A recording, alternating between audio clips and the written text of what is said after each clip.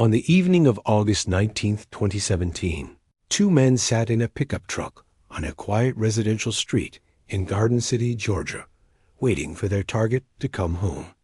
They had been paid well for this job, $20,000 to eliminate a problem that threatened to destroy a multi-million-dollar criminal enterprise. The man they were waiting to kill wasn't a rival drug dealer or a gang member.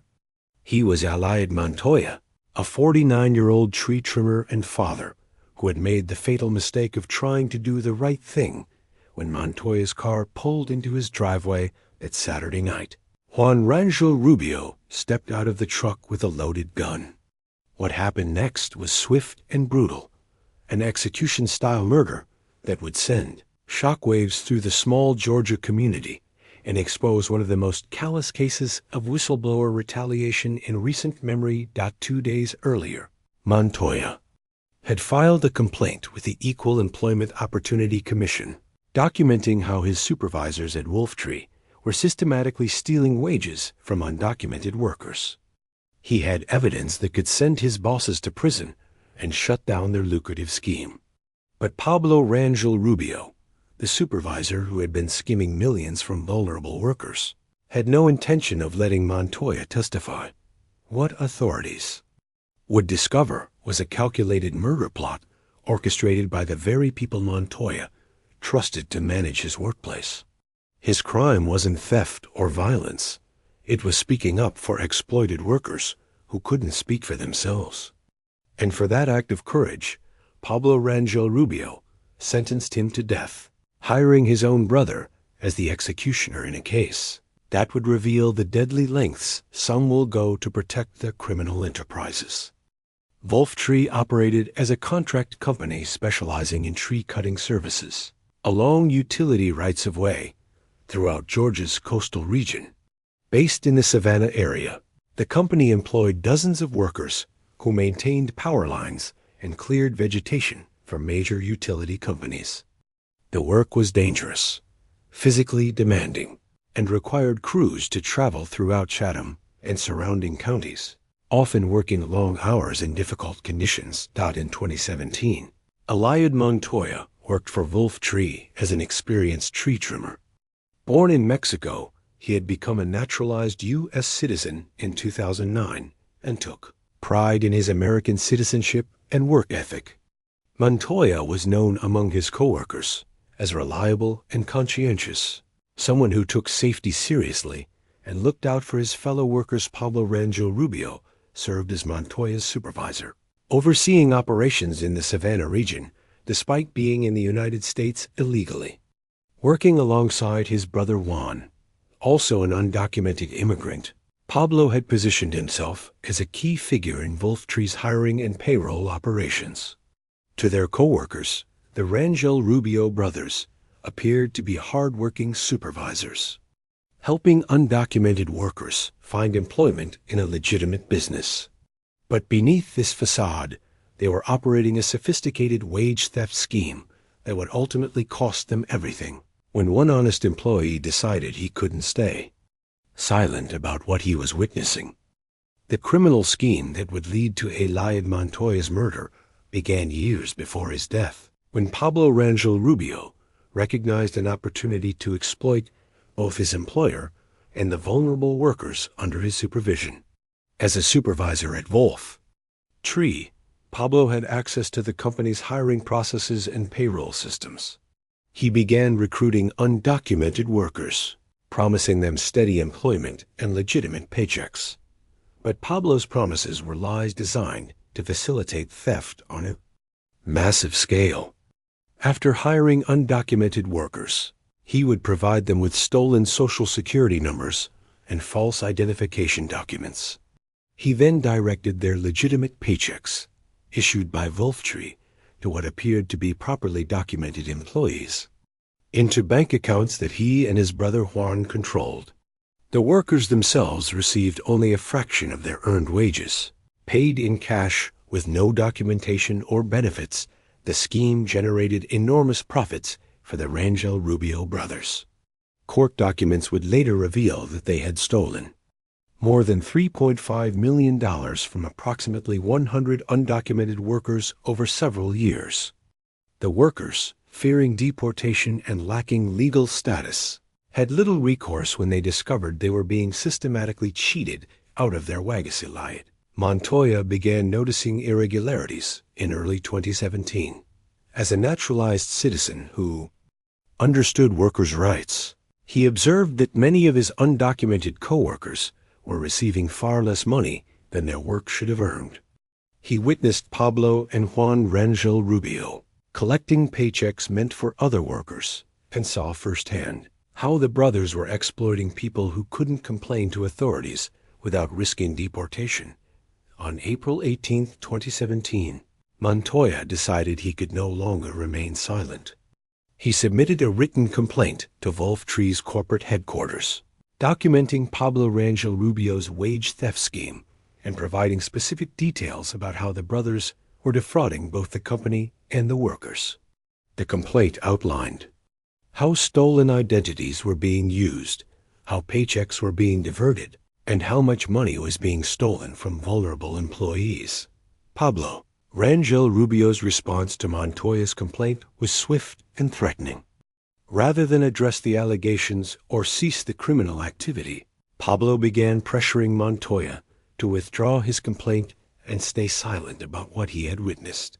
When corporate officials failed to take immediate action on Montoya's report, Pablo likely believed he had successfully intimidated his accuser into backing down. But Montoya refused to be silenced. As weeks passed and he saw no change in the brothers' behavior, he decided to escalate his complaint to federal authorities. On August 17, 2017, just 2 days before his murder, Montoya filed a formal complaint with the Equal Employment Opportunity Commission. This federal complaint included detailed documentation of the wage theft scheme and established Montoya as a protected whistleblower under federal law. Pablo Rangel Rubio realized that Montoya's EEOC complaint posed an existential threat to his criminal enterprise. Unlike the corporate complaint that could potentially be ignored or covered up, the federal investigation would inevitably expose the entire scheme and result in criminal charges. Pablo knew that if Montoya testified before EEOC investigators and produced the documentation he had been collecting, both brothers would face lengthy federal prison sentences.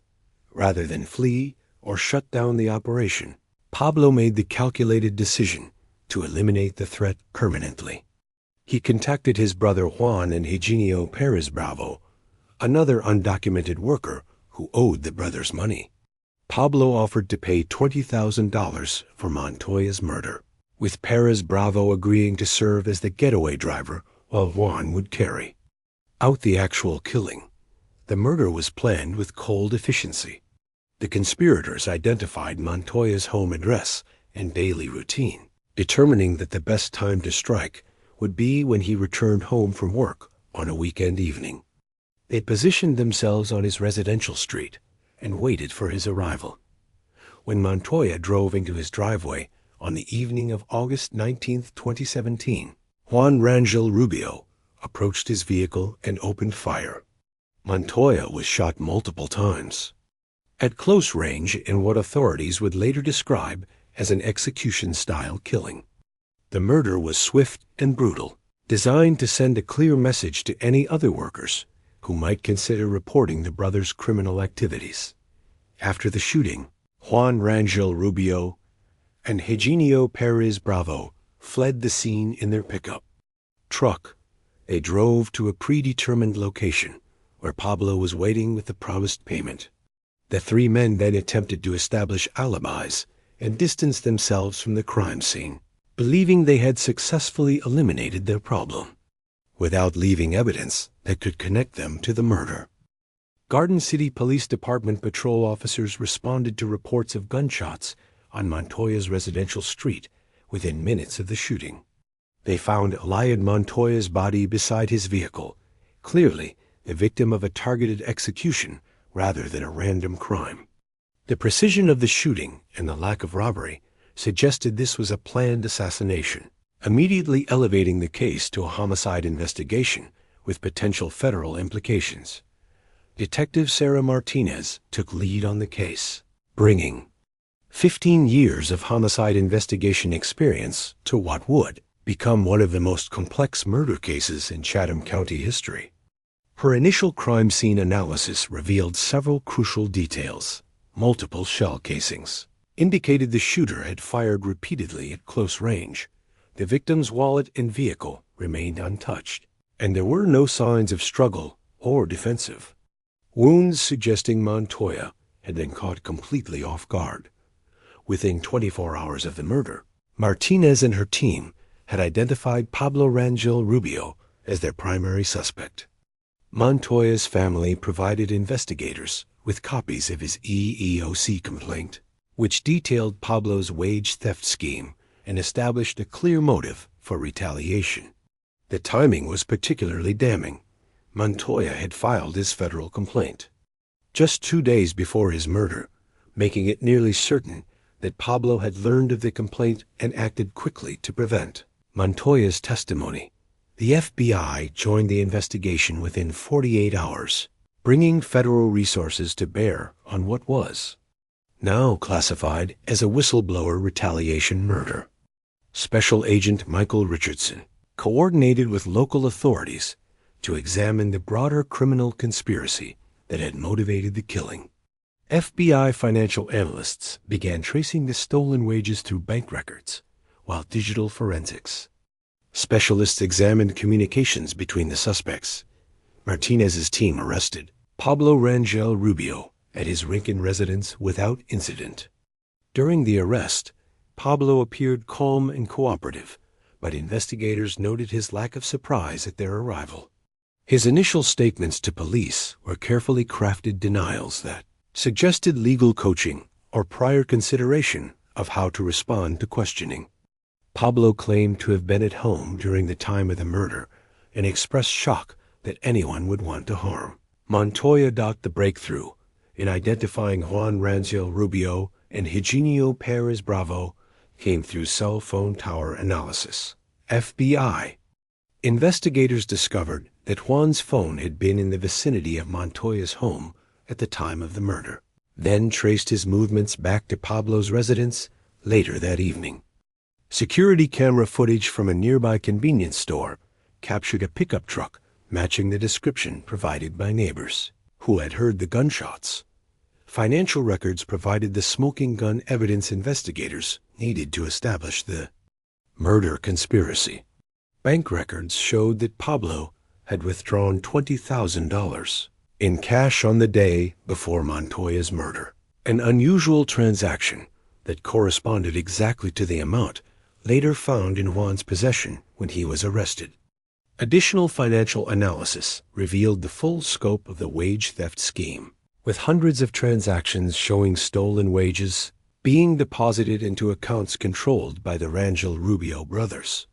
The investigation expanded when agents discovered that both brothers had been using multiple false identities to open bank accounts and conduct financial transactions.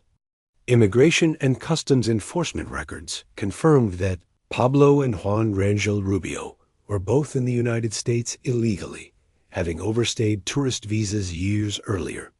This immigration status explained why they had been able to operate undetected while stealing millions of dollars from other undocumented workers. Eugenio Perez Bravo was arrested at his Savannah residence 3 days after the murder. Unlike the Rangel Rubio brothers, Perez Bravo immediately began cooperating with investigators, providing detailed information about the murder plot in exchange for a plea agreement. His statement to FBI agents described Pablo's initial approach about eliminating Montoya, the planning that went into the assassination, and his own role as getaway driver. Perez Bravo's cooperation provided investigators with crucial details about the brothers' criminal enterprise that went beyond the wage theft. He revealed that Pablo had been using violence and threats to control undocumented workers for years, with Montoya's murder representing an escalation rather than an aberration. Several workers had previously complained about stolen wages, but had been intimidated into silence. Through threats of deportation or physical harm, the investigation took an unexpected turn when agents discovered that Wolf Tree's parent company, Davy Tree Expert Company, had been conducting its own internal investigation into payroll irregularities in the Georgia operation. Corporate records showed that Montoya's April complaint had triggered an audit that was beginning to uncover the full scope of the Rangel Rubio brothers' theft. This internal investigation had been proceeding slowly through corporate bureaucracy. While Pablo was planning Montoya's murder, digital evidence provided the final pieces of the prosecution's case. Juan Rangel Rubio's cell phone contained text messages with Pablo discussing the problem that needed to be handled permanently. While the brothers had been careful not to explicitly mention murder in their communications, the timing and context made their intentions clear to investigators. Additional evidence showed that Pablo had been researching Montoya's home address and daily routine in the weeks before the killing. The investigation also revealed the broader impact of the brothers' criminal scheme. FBI agents interviewed dozens of undocumented workers who had been victimized by the wage theft, documenting systematic exploitation that had affected entire families and communities. Many workers had been afraid to report the theft due to their immigration status, making Montoya's courage in speaking up even more significant as the federal investigation expanded. It became clear that the Rangel Rubio brothers' operation was part of a larger pattern of labor, trafficking, and exploitation targeting vulnerable immigrant communities throughout the Southeast. The case would ultimately result in policy changes designed to protect workers and strengthen whistleblower protections. But those reforms came too late to save Allied Montoya's life. Just as federal prosecutors believed they had assembled a comprehensive case against the Rangel Rubio brothers, a stunning discovery would fundamentally alter their understanding of the criminal conspiracy and reveal that Allied Montoya's murder was part of a far more extensive and sinister operation than anyone had imagined. The revelation came when FBI agents executed search warrants on multiple properties associated with Pablo Rangel Rubio and discovered a cache of documents hidden in a secret compartment beneath his Rincon home. Among the papers was a handwritten ledger that detailed not just the wage theft scheme that had motivated Montoya's murder, but an entire network of criminal enterprises spanning multiple states and involving dozens of corrupt supervisors at various companies. The ledger revealed that Pablo hadn't acted alone in developing his wage theft operation. Instead, he was part of a sophisticated criminal organization that had been systematically infiltrating tree service companies throughout Georgia, South Carolina, and Florida. The network included corrupt supervisors at least 6 different companies, all working together to exploit undocumented workers and steal millions of dollars in wages. Even more shocking was the discovery that Montoya hadn't been the organization's first victim. The hidden documents contained references to 3 other whistleblowers who had disappeared or died under suspicious circumstances over the previous 2 years. These cases had been investigated by local police departments as missing persons or accidental deaths, but the patterns documented in Pablo's ledger suggested a systematic campaign of intimidation and elimination that had been operating across state lines. The most disturbing revelation came when FBI analysts decoded abbreviated entries in the ledger that appeared to reference a cleanup service, a euphemism for contract killers who specialized in eliminating whistleblowers and other threats to the organization. The entries showed payments ranging from $15,000 to $30,000 for various cleanups, with Montoya's murder listed as GD Cull Cleanup, $20,000, alongside the date, August 19, 2017. This discovery prompted a massive expansion of the federal investigation. FBI field offices in Florida and South Carolina began re-examining unsolved murders and disappearances of Hispanic workers who had been employed by tree service companies. What they found was a pattern of violence that had been hidden across jurisdictional boundaries and dismissed as isolated incidents rather than coordinated criminal activity. The investigation took another shocking turn when agents discovered that the organization had been bribing immigration officials to avoid deportation proceedings for its key operatives, while simultaneously threatening to report rival workers to ICE as a form of control. Internal communications showed that Pablo and other supervisors had been paying thousands of dollars to corrupt immigration agents who would either ignore their legal status or provide advance warning of enforcement actions. Perhaps most disturbing of all was the discovery that the criminal network had been specifically targeting naturalized citizens like Montoya for elimination because their legal status made them more likely to report crimes to authorities.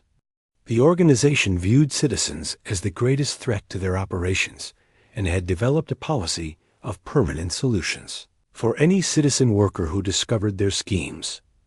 FBI agents also uncovered evidence that the organization had been using stolen identities not just for wage theft, but for a variety of financial crimes, including tax fraud, credit card fraud, and identity theft.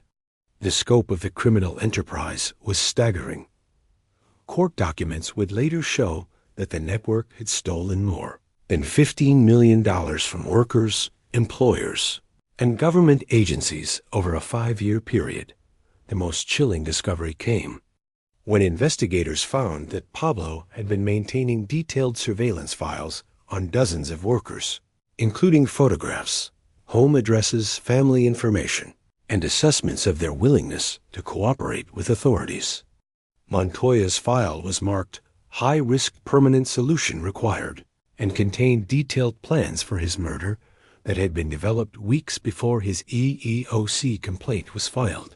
This evidence revealed that Montoya's murder hadn't been a desperate reaction to his whistleblowing, but rather the planned elimination of someone the organization had identified as a long-term threat.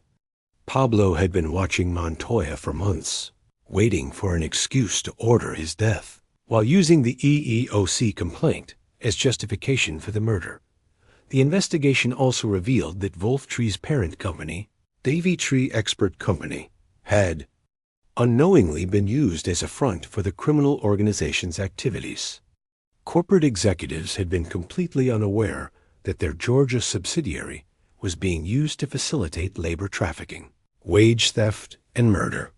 The company's cooperation with federal investigators provided crucial evidence that helped prosecutors understand the full scope of the conspiracy. Federal prosecutors realized they were dealing with a criminal organization that operated more like a cartel than a simple wage theft scheme.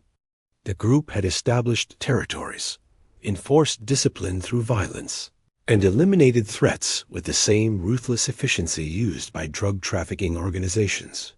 Montoya's murder was just one example of the systematic violence the organization used to maintain control over its criminal empire. This revelation transformed what had begun as a single murder case into one of the largest labor trafficking and racketeering investigations in the Southeast. The scope of the conspiracy was so extensive that federal prosecutors would eventually charge more than 20 defendants across multiple states, with Pablo and Juan Rangel Rubio serving as key figures in a criminal organization that had operated with impunity for years before Eliad Montoya's courage finally exposed their activities. The federal prosecution of the Rangel Rubio brothers and their accomplices would become one of the most complex racketeering cases in the Southern District of Georgia's history.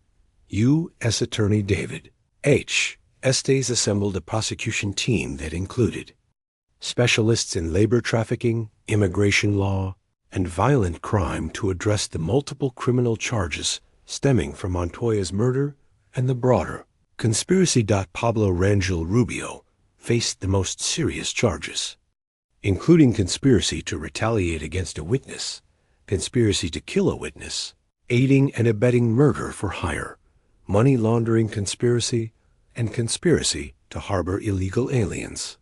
Each charge carried potentially decades in prison, and prosecutors made clear that they were seeking the maximum sentences allowed under federal guidelines.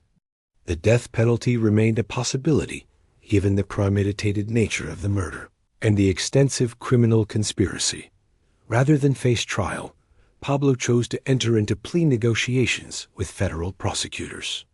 His decision came after his defense attorneys reviewed the overwhelming evidence against him, including the financial records, communications with his brother, and Eugenio Perez Bravo's detailed cooperation with investigators.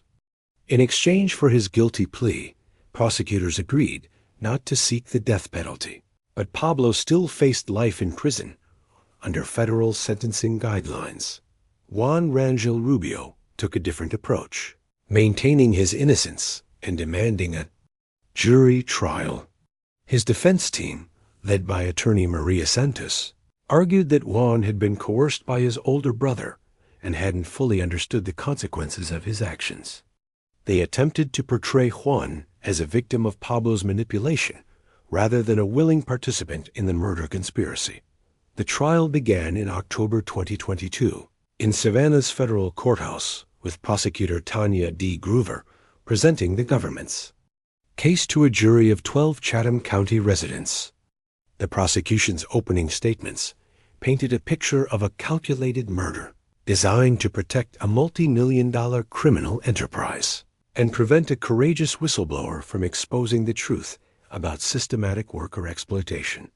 Key testimony came from Eugenio Perez Bravo, who described in detail how Pablo had approached him about participating in Montoya's murder and how the actual killing had been carried out.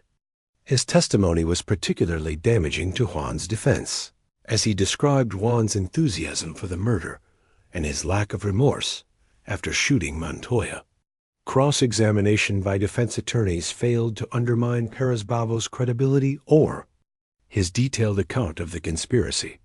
FBI agents testified about the extensive investigation that had revealed the scope of the criminal organization, presenting evidence of the stolen wages, false identities, and systematic exploitation of undocumented workers. Financial experts walked the jury through bank records showing how millions of dollars had been stolen from vulnerable workers and how the murder was funded through the proceeds of this criminal scheme. The prosecution's most powerful evidence came from Montoya's own words as prosecutors read portions of his EEOC complaint to the jury. His detailed documentation of the wage theft scheme and his determination to protect other workers created a stark contrast with the defendant's criminal motivations. Family members testified about Montoya's character and his commitment to doing the right thing, even when it put his own safety at risk. Juan Rangel Rubio's defense team struggled to overcome the weight of evidence against their client. Their strategy focused on arguing that Juan had acted under his brother's influence and hadn't fully understood the legal consequences of his actions. However, this defense was undermined by evidence showing Juan's active participation in planning the murder and his apparent lack of remorse afterward. The jury deliberated for less than 6 hours before returning guilty verdicts on all counts against Juan Rangel Rubio. The speed of their decision reflected the overwhelming nature of the evidence and the clear premeditation involved in Montoya's murder. Juan showed no emotion as the verdicts were read, while Montoya's family members wept quietly in the courtroom gallery. Sentencing proceedings took place several months later, with Judge Lisa Godby Wood presiding over emotional victim impact statements from Montoya's family and coworkers. His widow described the devastating impact of his murder on their family and the broader immigrant community, while his children spoke about growing up without their father because he had tried to protect other workers from exploitation. On April 10, 2023, Juan Rangel Rubio was sentenced to life in prison without the possibility of parole. Pablo Rangel Rubio received 584 months, 48 years and 8 months in federal prison, while Eugenio Perez Bravo was sentenced to 240 months, 20 years, for his cooperation with investigators. All three defendants were ordered to pay more than $1.3 million in restitution to Montoya's family. The murder of Eliad Montoya stands as one of the most tragic examples of whistleblower retaliation in American history, demonstrating the deadly consequences that can result when criminal organizations view witness elimination as a cost of doing business. His death exposed not just a local wage theft scheme, but a multi-state criminal network that had been systematically exploiting vulnerable workers while using violence to maintain control over their operations. The case prompted significant policy changes in how federal agencies coordinate investigations of labor trafficking and whistleblower retaliation. New protocols were established to provide better protection for workers who report criminal activity, particularly in industries that employ large numbers of undocumented immigrants. The Department of Justice also increased resources for investigating violent retaliation against whistleblowers across multiple jurisdictions. Montoya's legacy lives on through the workers who have been protected by the reforms his death inspired. His family established a foundation that provides legal assistance to immigrant workers facing exploitation, ensuring that his sacrifice continues to help the vulnerable people he died trying to protect. The case serves as a powerful reminder that speaking truth to power can come with devastating consequences, but also that courage in the face of corruption can ultimately lead to justice. Today, all three men responsible for Montoya's murder remain in federal prison, their criminal organization dismantled and their victims compensated. Yet questions remain about how many other criminal networks continue to operate in America's shadows, using violence and intimidation to silence those brave enough to speak out against injustice.